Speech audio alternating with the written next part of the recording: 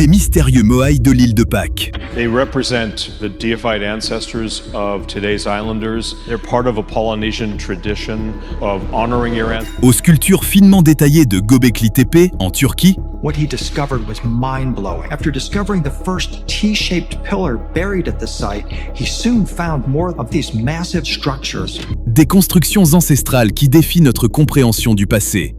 Ces monuments énigmatiques, notamment les assemblages sophistiqués de Pumapunku, We don't know how old Pumapunku is. We have had some circumstantial dating, but we have been unable to date the stones of Pumapunku themselves. They could be thousands, if not hundreds of thousands of years old. We don't know. mais aussi les blocs monumentaux du Trilithon de Baalbek. This is called the trilithon. Each of these 3 blocks weighs 900 tons. 900 tons. And it's extraordinary the way they're built into a wall and raised 30 feet above the ground like this. A wall, the provenance for which has not been established. Ces sites bousculent nos certitudes sur les capacités des civilisations anciennes. Mais comment ces merveilles ont-elles été érigées? Vous êtes-vous déjà demandé pourquoi elles ont été construites? Aujourd'hui, nous explorons ces prodiges et cherchons à élucider les mystères de structures préhistoriques qui semblent impossibles à ériger par la main de l'homme. Numéro 10. Göbekli Tepe. Göbekli Tepe demeure l'une des découvertes archéologiques les plus déroutantes, éclairant les premières sociétés humaines bien avant l'apparition de l'agriculture. Situé dans le sud-est de la Turquie, ce site présente d'immenses structures de pierre datant du 10e millénaire avant notre ère, ce qui en fait l'un des plus anciens complexes cultuels connus au monde. Construit sur une période d'environ 1500 ans, Göbekli Tepe se compose de nombreuses structures circulaires et ovales. Elles sont définies par de grands piliers en calcaire en forme de T, dont certains atteignent près de 5,5 mètres de hauteur et pèsent jusqu'à 10 tonnes. Chaque pilier est finement décoré de reliefs représentant des animaux et des symboles abstraits, révélant un raffinement artistique inattendu pour une époque aussi ancienne. L'organisation du site laisse penser qu'il servait de lieu cérémoniel ou rituel plutôt que d'habitat. Cette hypothèse est appuyée par l'absence de déchets domestiques, typique d'un site résidentiel, et par la présence majoritaire d'objets à caractère symbolique. Chaque enceinte comprend 2 piliers centraux plus élevés, entourés de piliers plus petits, formant ce qui pourrait être perçu comme un espace sacré ou communautaire. Fait intriguant, les bâtisseurs de Göbekli Tepe étaient des chasseurs-cueilleurs pré-agricoles, et non des communautés agricoles sédentaires, traditionnellement associées à ce type de construction monumentale. Ce constat remet en question l'idée longtemps admise selon laquelle l'agriculture était une condition préalable à l'émergence de sociétés complexes. Au contraire, Göbekli Tepe suggère que les activités rituelles ont pu jouer un rôle majeur dans l'organisation et la motivation des premières structures sociales élaborées. Les prouesses techniques nécessaires à l'édification du site sont remarquables. Les piliers ont été taillés dans des carrières voisines à l'aide d'outils en silex, le travail des métaux n'existant pas encore. Les blocs étaient ensuite transportés, probablement en les faisant rouler sur des rondins et en les tirant sur des traîneaux, jusqu'au site, où ils étaient dressés dans des fosses préalablement creusées et stabilisés avec des pierres et des gravats. Cela impliquait une planification avancée et un effort collectif coordonné à une échelle encore inédite pour cette période. Les sculptures représentent divers animaux, notamment des taureaux, des renards, des lions et des oiseaux, interprétés comme ayant une signification spirituelle ou totémique. Certains chercheurs avancent que ces gravures pourraient représenter des constellations ou des symboles astronomiques, suggérant que ces populations anciennes possédaient peut-être une compréhension élaborée du ciel, influençant leurs pratiques religieuses. L'un des aspects les plus mystérieux de Göbekli Tepe reste son enfouissement intentionnel aux alentours de 8000 avant notre ère. Des couches de terre et de pierre ont volontairement recouvert le site, préservant les piliers dans un état presque intact jusqu'à leur redécouverte. La raison de cet enfouissement demeure débattue. Certains y voient la fermeture rituelle du lieu, d'autres une mesure de protection face à des menaces extérieures ou à des catastrophes naturelles. Numéro 9. Les mégalithes de Gornaya Shoria. Des scientifiques ont évoqué la découverte d'une structure préhistorique qui semblerait impossible à réaliser pour l'homme. Dans les forêts reculées du sud de la Sibérie, dans une région appelée Gornaya Shoria, se trouve un ensemble de blocs de pierre gigantesques qui intriguent autant les chercheurs que les historiens. Ces formations colossales, souvent comparées par leur ampleur aux célèbres blocs de Baalbek au Liban, sont composées de roches d'une taille extraordinaire, dont certaines seraient estimées entre 3000 et 4000 tonnes. Les mégalithes de Gornaya Shoria se situent dans une zone au climat rude et au relief accidenté, ce qui rend l'accès et les études détaillées particulièrement difficiles. Les pierres présentent des arêtes droites et des angles précis, laissant penser à un façonnage intentionnel que l'on observe rarement dans des formations rocheuses naturelles. La précision apparente des découpes et l'agencement des blocs soulèvent de nombreuses questions sur les technologies et les capacités d'éventuelles civilisations anciennes. Ces mégalithes ont attiré une attention plus large au début du XXIe siècle, même s'ils étaient connus des habitants locaux depuis des siècles. L'intérêt récent s'explique en partie par leur taille impressionnante et par l'alignement soigné des blocs, qui semble dépasser une simple explication géologique. Contrairement à d'autres sites mégalithiques associés à des alignements astronomiques ou à une fonction religieuse, ici, ce qui intrigue avant tout, c'est l'échelle monumentale et le défi technique que ces blocs représentent. Les géologues et les archéologues ont proposé plusieurs hypothèses concernant leur origine. Selon l'une d'elles, il pourrait s'agir de formations naturelles façonnées par d'intenses forces géologiques. La région est connue pour son activité tectonique importante, qui pourrait théoriquement expliquer la formation et le déplacement de blocs aussi massifs par des processus naturels. Cette hypothèse s'appuie sur l'existence de structures similaires, bien que plus petites, dans d'autres zones tectoniquement actives du monde. Cependant, un autre point de vue met en avant l'apparente précision des découpes et des alignements. Certains chercheurs estiment que les surfaces relativement lisses et les angles marqués ne correspondent pas totalement aux formations rocheuses naturelles, généralement plus irrégulières et disposées de manière aléatoire. Cela a conduit à des spéculations sur une possible intervention humaine, voire préhumaine, évoquant l'idée d'une civilisation disparue dotée de techniques avancées de taille de pierre. Ce mystère est renforcé par l'absence d'outils ou de traces claires d'activité humaine sur le site. Aucun artefact archéologique significatif, comme des outils, n'a été mis au jour dans les environs pour confirmer de façon certaine une intervention humaine. Cette absence rend l'hypothèse d'une construction par l'homme difficile à démontrer, mais elle ne permet pas non plus de l'écarter totalement, compte tenu de l'organisation apparente des mégalithes. Le débat autour des mégalithes de Gornaya Shoria illustre parfaitement les discussions plus larges en archéologie sur les capacités des cultures anciennes. Il remet en question notre compréhension des peuples préhistoriques et l'étendue réelle de leur savoir-faire technique. Si ces structures étaient un jour confirmées comme étant d'origine humaine, elles représenteraient non seulement un exploit architectural majeur, mais aussi une révision importante de l'histoire telle que nous la connaissons aujourd'hui. Numéro 8. Pumapunku. Pumapunku, qui fait partie de l'ancien site archéologique de Tiwanaku, près du lac Titicaca dans l'ouest de la Bolivie, constitue un témoignage impressionnant du talent architectural de ses bâtisseurs. Ce site est antérieur à la civilisation Inca et remonterait aux alentours de l'an 600 de notre ère. Pourtant, la complexité et la précision de sa maçonnerie continuent de fasciner ingénieurs et historiens modernes. Les blocs de Pumapunku ne sont pas seulement massifs, certains dépassent largement les 100 tonnes. Mais ce qui frappe encore davantage que leur poids, c'est leur précision. Les pierres sont taillées avec une telle exactitude qu'elles s'emboîtent les unes dans les autres sans aucun mortier. Beaucoup de ces blocs, notamment ceux en forme de hache, présentent des systèmes d'assemblage complexes, réalisés avec une grande minutie. Les archéologues ont établi que le matériau principal utilisé pour construire Pumapunku est l'andésite, une roche volcanique. Il faut préciser que l'andésite est extrêmement dur, et pourtant, les bâtisseurs ont réussi à la tailler en ligne droite et en angle net, ce qui laisse supposer des techniques d'ingénierie avancées.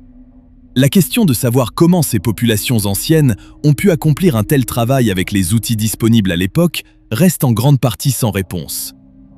L'agencement de Pumapunku est lui aussi remarquable. Le complexe est organisé selon un plan très régulier, ce qui suggère une maîtrise avancée des principes géométriques. Cette sophistication se retrouve dans l'uniformité et la conception modulaire de l'ensemble, qui évoque davantage une approche d'ingénierie moderne que les empilements de pierres plus traditionnels observés sur d'autres sites anciens. L'un des aspects les plus fascinants de Pumapunku, c'est la précision avec laquelle les pierres sont alignées. Les structures semblent avoir été positionnées en fonction de phénomènes astronomiques. Par exemple, la Porte du Soleil, une autre construction du site de Tiwanaku, est célèbre pour ses alignements célestes, ce qui laisse penser que Puma Punku pouvait lui aussi jouer un rôle important dans l'observation du ciel.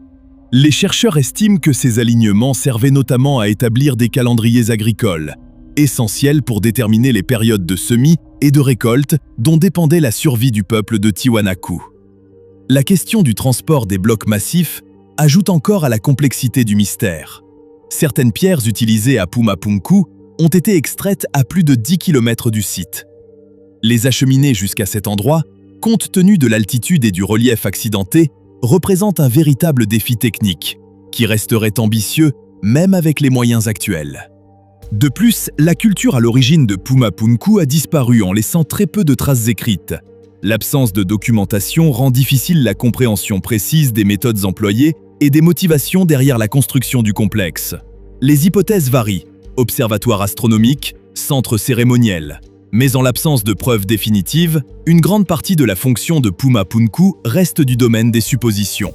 Au-delà de ses prouesses architecturales et techniques, Puma Punku possède aussi une forte dimension culturelle. Il s'inscrit dans l'ensemble plus vaste de Tiwanaku, un site considéré comme sacré par de nombreux peuples andins. Numéro 7. Les dolmens du Caucase du Nord. Nichés dans les montagnes mystérieuses du Caucase occidental, sur un territoire d'environ 12 000 km² entre la Russie et l'Abkhazie, se trouvent les énigmatiques dolmens du Caucase du Nord. Ces structures préhistoriques en pierre, datées de la fin du 4e millénaire jusqu'au début du 2e millénaire avant notre ère, constituent un véritable exploit architectural qui intrigue historiens et archéologues depuis des décennies. Construits à partir de grands blocs soigneusement taillés, les dolmens caucasiens présentent un niveau de maîtrise de la maçonnerie qui paraît presque inimaginable pour l'époque. Les pierres ont été façonnées avec précision, certaines formant des angles droits parfaits, d'autres étant courbées pour créer des structures circulaires, rappelant les grands mégalithes disséminés à travers l'Eurasie, de la péninsule ibérique jusqu'aux confins de l'Inde. Les dolmens, le plus souvent rectangulaires et parfois ronds, possèdent une ouverture au centre de leur façade. Ces portails, généralement circulaires mais parfois carrés, témoignent d'une compréhension avancée de la conception architecturale et de la taille de la pierre, remettant en question ce que l'on pensait savoir de l'ingénierie préhistorique. Devant ces ouvertures s'étend habituellement une cour, probablement destinée à des rituels, délimitée par de hauts murs de pierre qui enfermaient cet espace sacré. Environ 3000 de ces monuments mégalithiques ont été recensés à ce jour, et chaque année, de nouvelles structures sont mises au jour, tandis que d'autres, malheureusement, disparaissent sous l'effet du temps et du manque de protection. Les sculptures complexes qui ornent ces dolmens, zigzags verticaux et horizontaux, cercles concentriques, représentations symboliques de poitrine au-dessus des colonnes encadrant l'ouverture, renforcent à la fois le mystère et la beauté de ces structures anciennes. On ne peut s'empêcher de se demander comment ces blocs gigantesques, dont certains atteindraient jusqu'à 200 tonnes, ont pu être transportés sur plus de 35 km depuis Rumikolka jusqu'à leur emplacement actuel dans les reliefs du Haut-Caucase. La précision avec laquelle ces pierres massives s'ajustent, si parfaitement qu'aucune feuille de papier ne pourrait s'y glisser, laisse penser à un savoir-faire technique particulièrement avancé pour l'époque.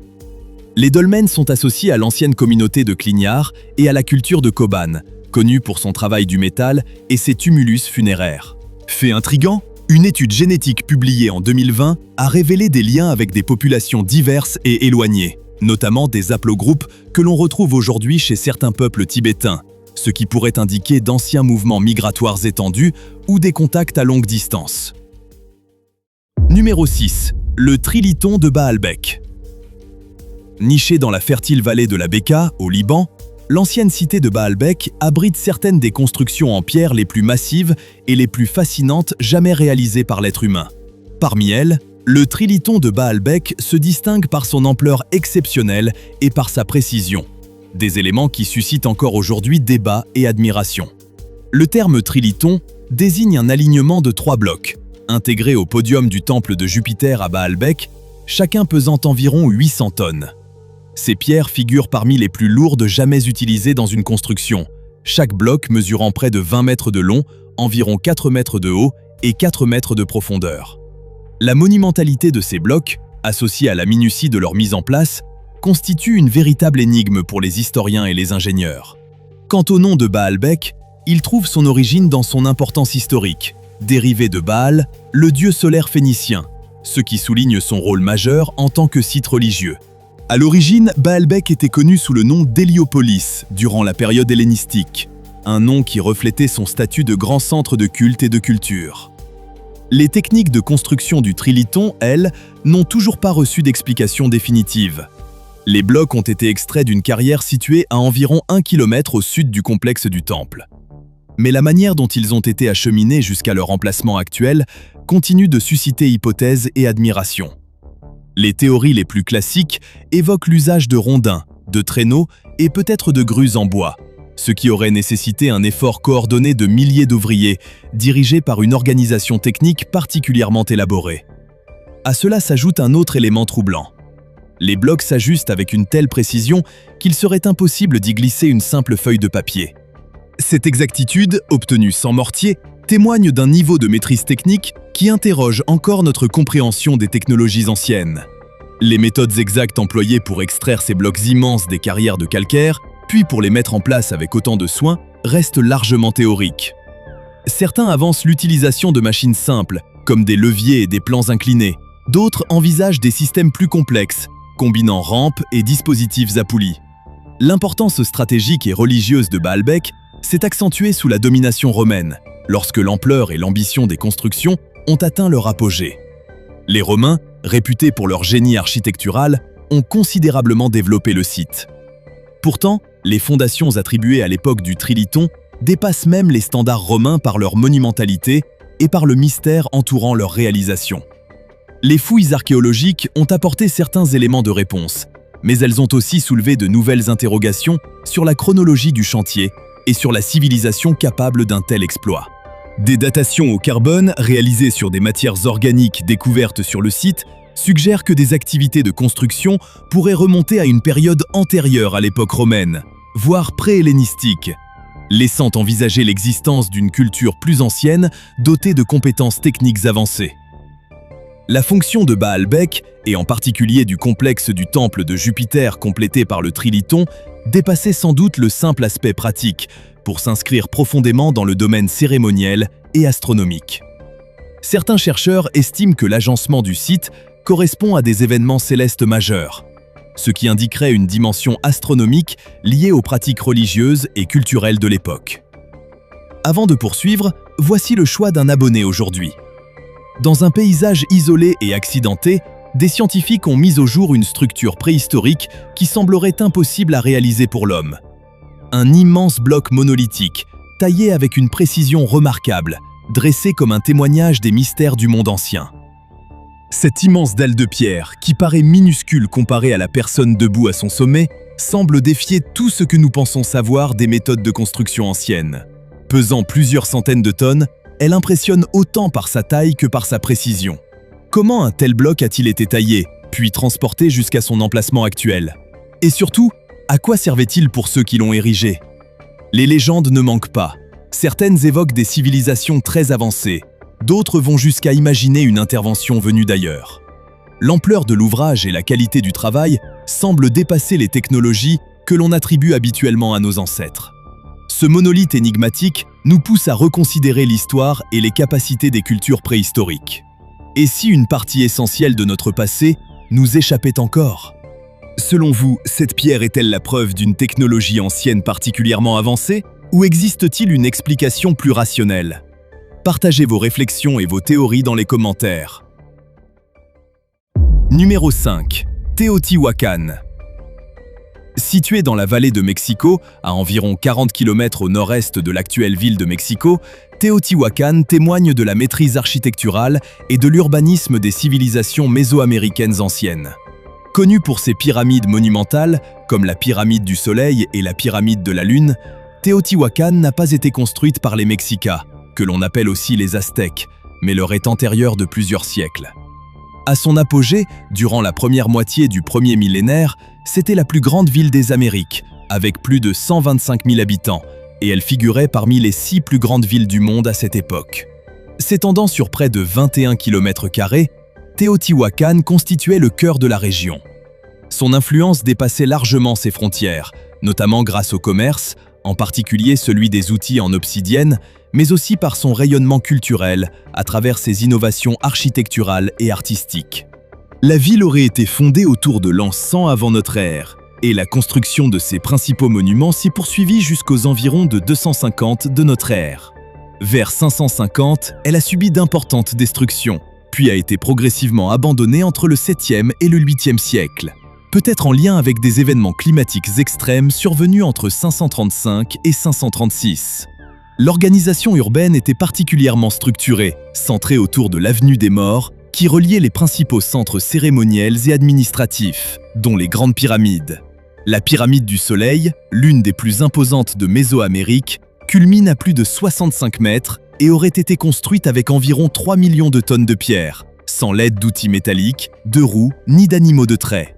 Les techniques de construction des habitants de Teotihuacan ne sont toujours pas totalement comprises. Les pyramides reposent sur une architecture dite talud tablero, alternant des plans inclinés et des panneaux verticaux.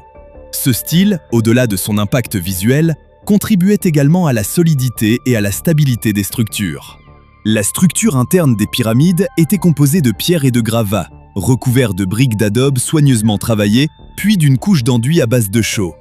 Cette technique a permis aux monuments de résister à l'activité sismique fréquente dans la région.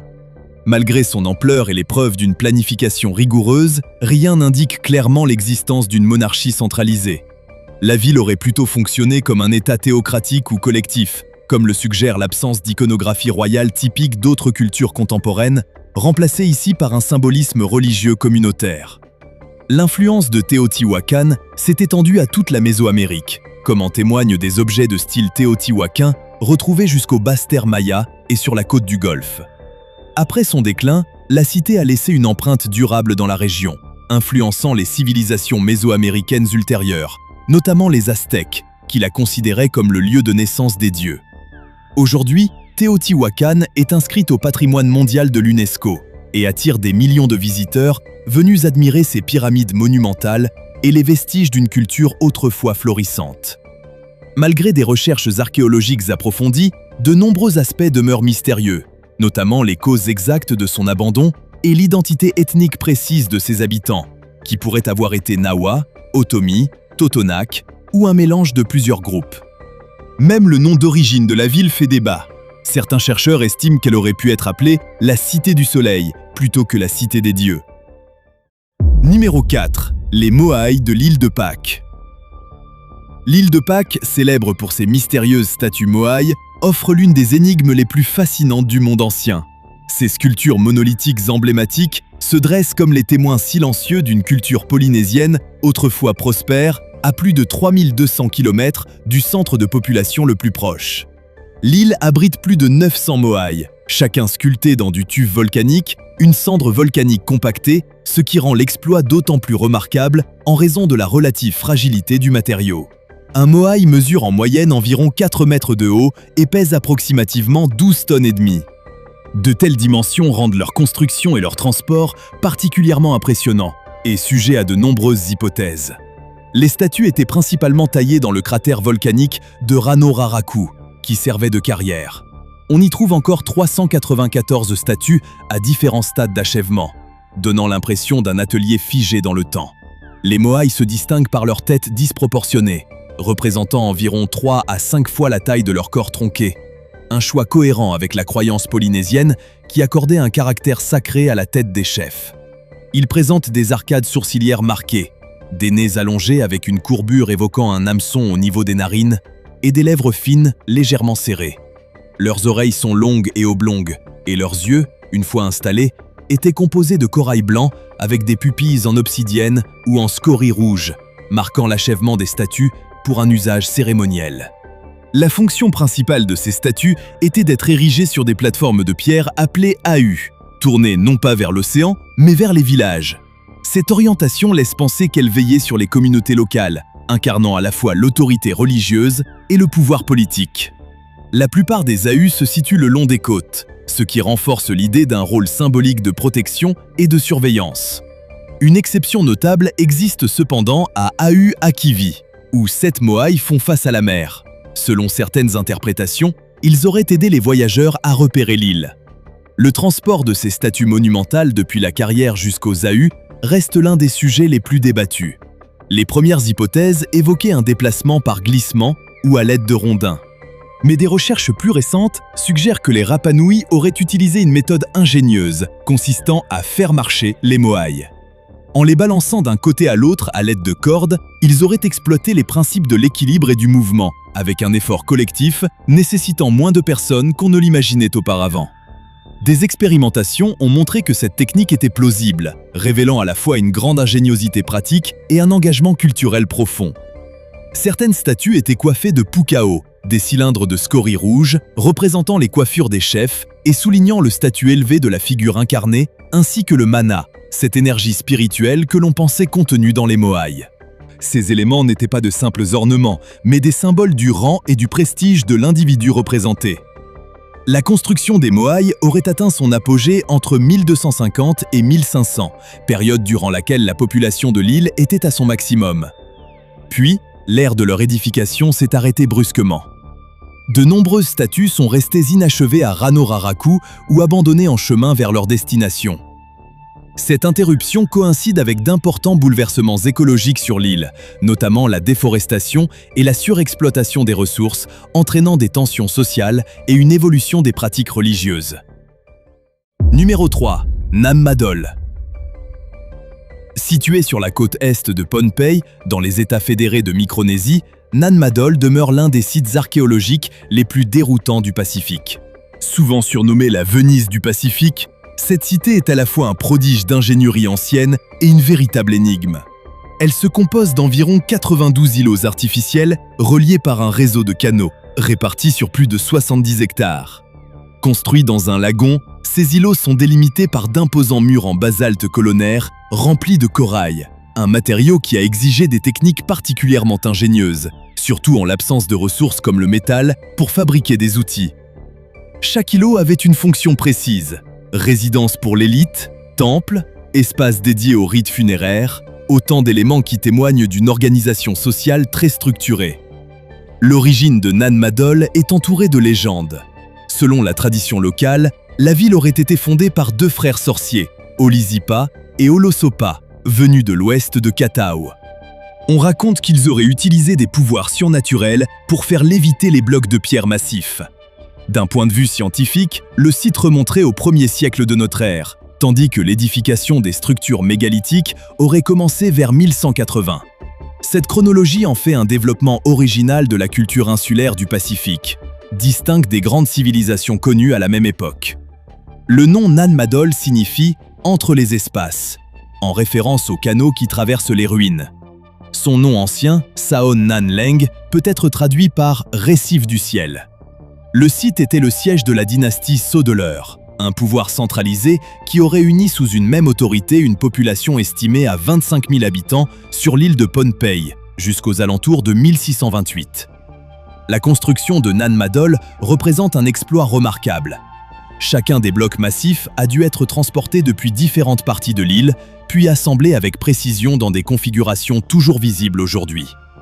La cité remplissait à la fois un rôle politique et religieux, contrôlant la distribution des ressources et maintenant l'ordre à travers une hiérarchie sociale complexe. Son déclin aurait commencé vers 1628, après l'invasion menée par Isokelekele, figure héroïque de la tradition locale, qui renversa la dynastie Sodeleur. Après cette chute, la ville fut progressivement abandonnée, ses temples et ses lieux de rassemblement livrés à la végétation et à l'érosion du temps. L'un des aspects les plus frappants de Nan Madol réside dans son isolement vis-à-vis des ressources essentielles. Les îlots ne disposent ni d'eau douce, ni de terre fertile, ce qui signifiait que tout devait être acheminé en pirogue. Cette contrainte implique un niveau d'organisation sociale particulièrement élevé, car l'acheminement régulier de nourriture, d'eau et de matériaux devait être planifié et coordonné avec précision. Aujourd'hui, Nan Madol offre un aperçu fascinant du passé. Ses murs imposants et ses canaux paisibles témoignent d'une civilisation sophistiquée capable de prospérer dans un environnement exigeant. Classé site historique national, le lieu continue d'attirer des archéologues qui étudient son vaste réseau de canaux et ses impressionnantes réalisations architecturales. Numéro 2. Sacsayhuaman. Dressé au nord de Cusco, au Pérou, ce vaste complexe culmine à 3701 mètres d'altitude. Construit au XVe siècle sous l'autorité du Sapa Inca Pachacútec et de ses successeurs, Sacsayhuamán demeure un exemple spectaculaire qui interroge encore sur les capacités techniques des civilisations précolombiennes.